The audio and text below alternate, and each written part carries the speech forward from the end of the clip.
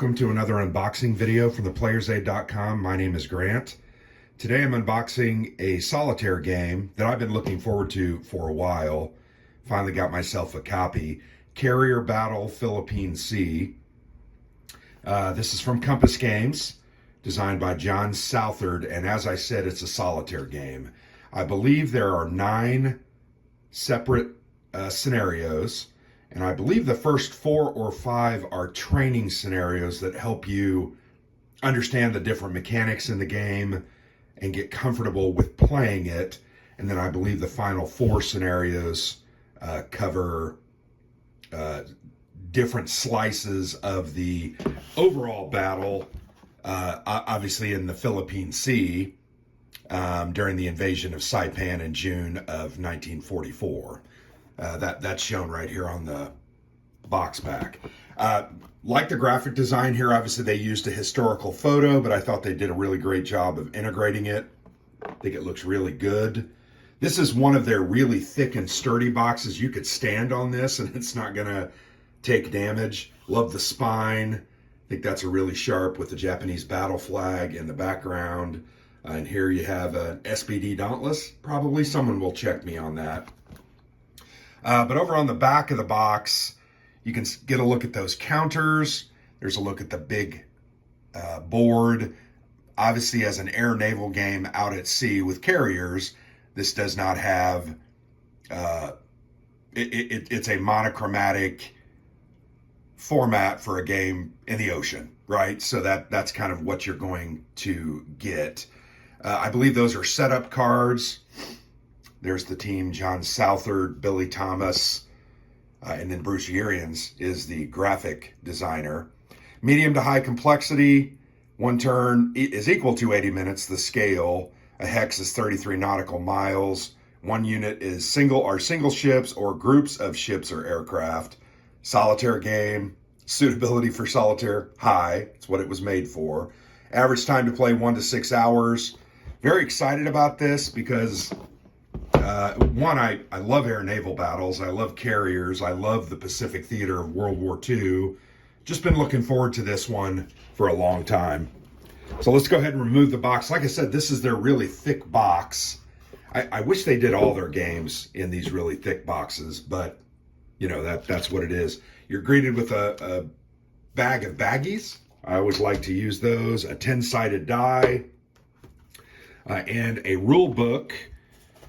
A very thick rule book, and then here you have a much less thick playbook. So the rule book, 59 pages. This game is a very deep and somewhat complex game that deals with a lot of issues.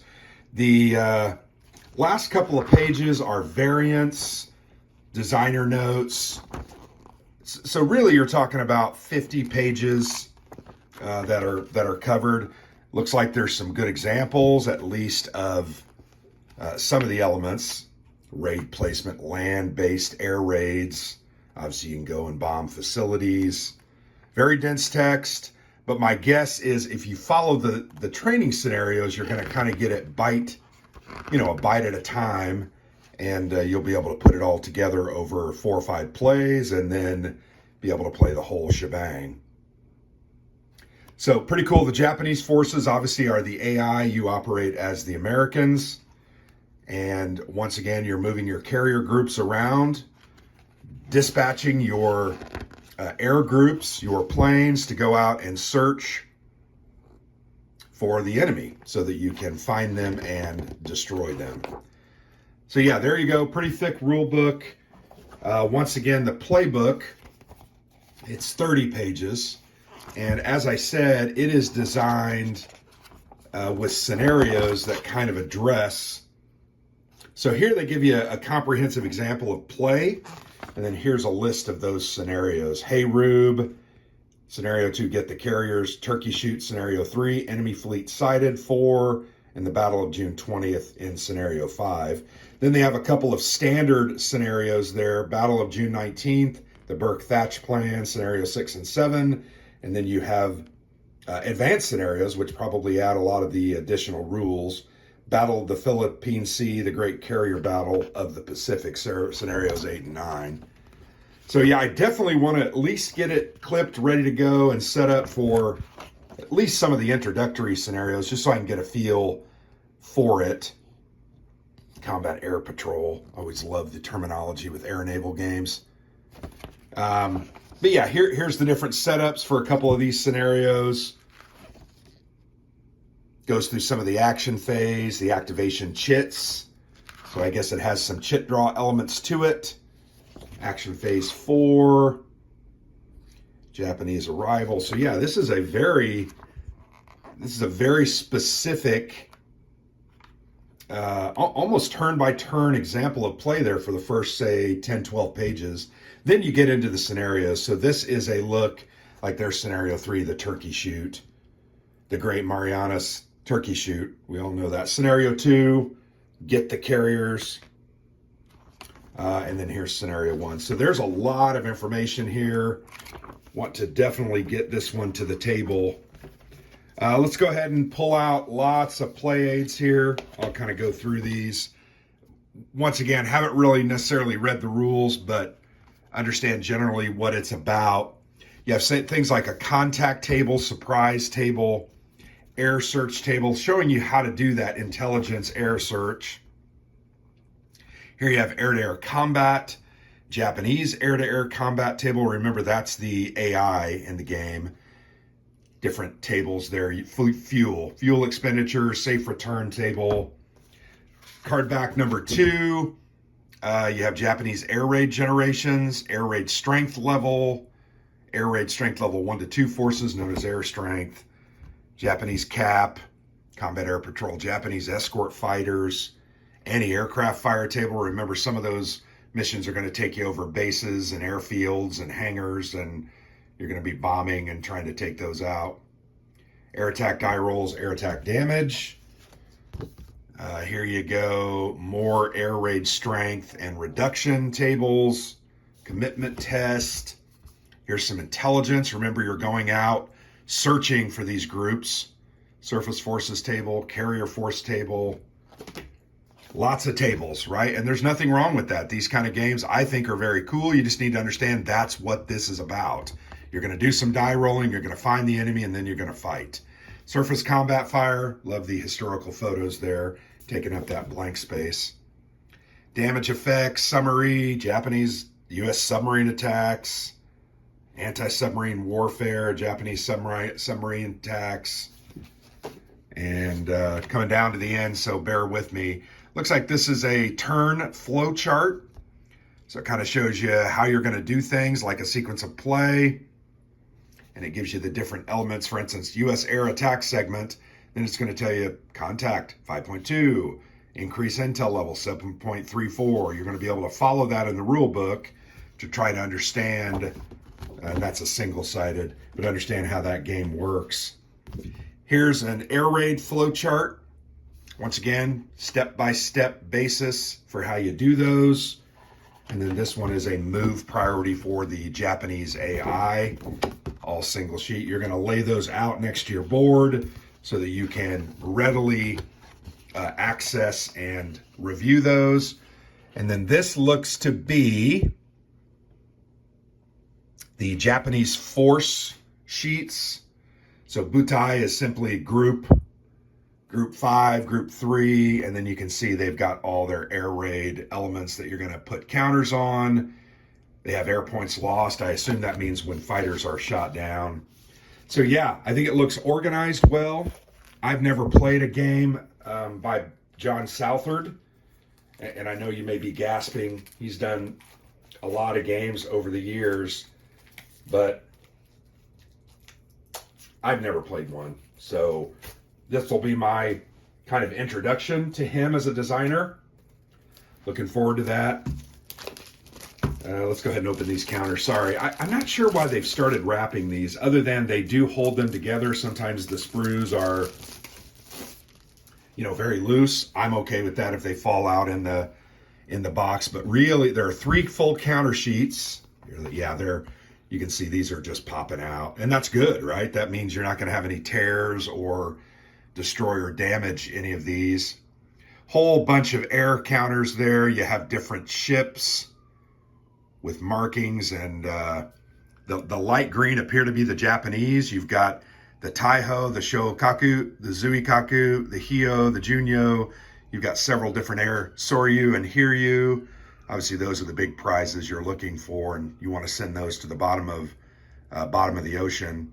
You have oil tankers. You have battleships. There's the Yamashiro, the Haruna, the Kongo. Those are obviously famous ships that we've all known when we play these games. Whole bunch of administrative markers from fire to spotted, located. Don't know what the difference between located and spotted is, but then the different task force markers, air raids, naval air, and then here you have the last two counter sheets appear to be the U.S.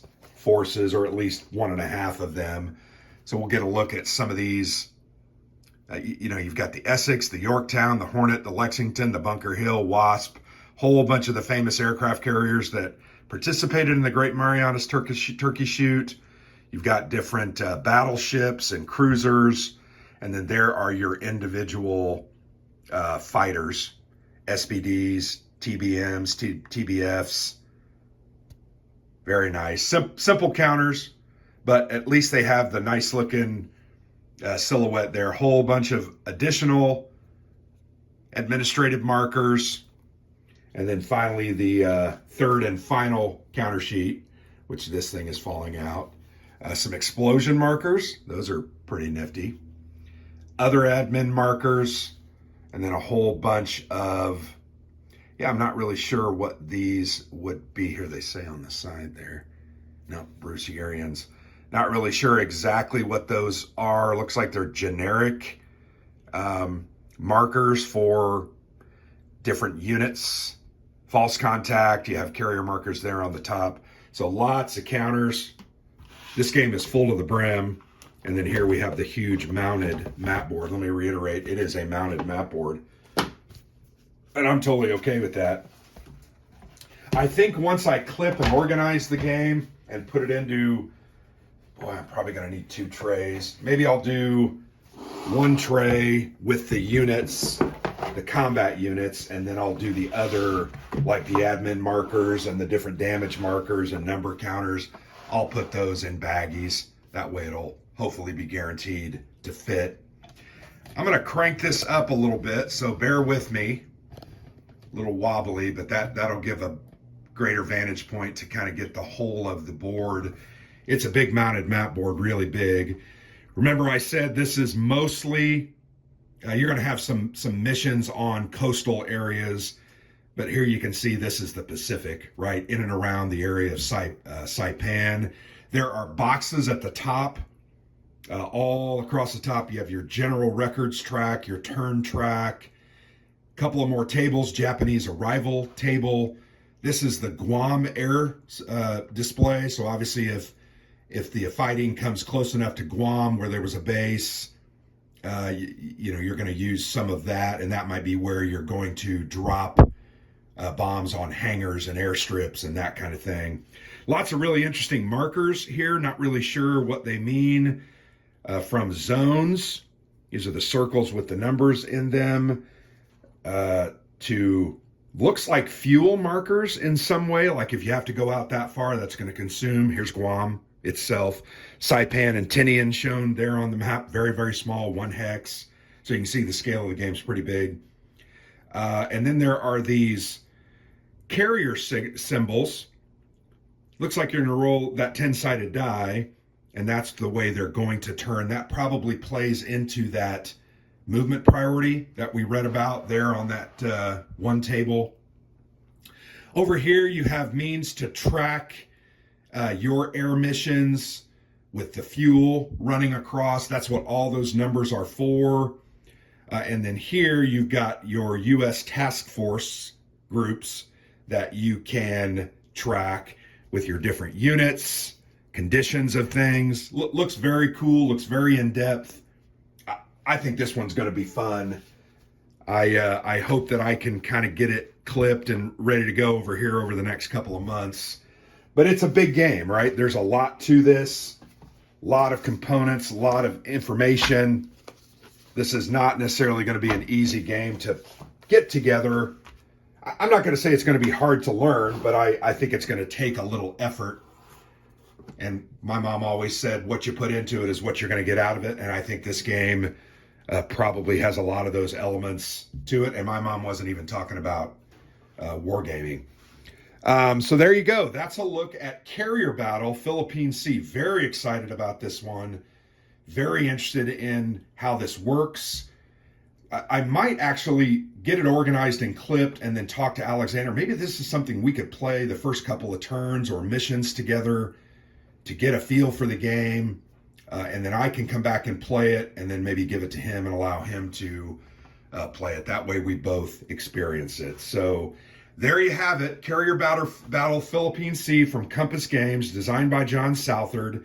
A dedicated solitaire war game on the Great Marianas Turkey Shoot around Tinian, Saipan, and Guam in World War II during the Pacific. So very excited. Thanks for watching. I've been Grant for the Player's Aid.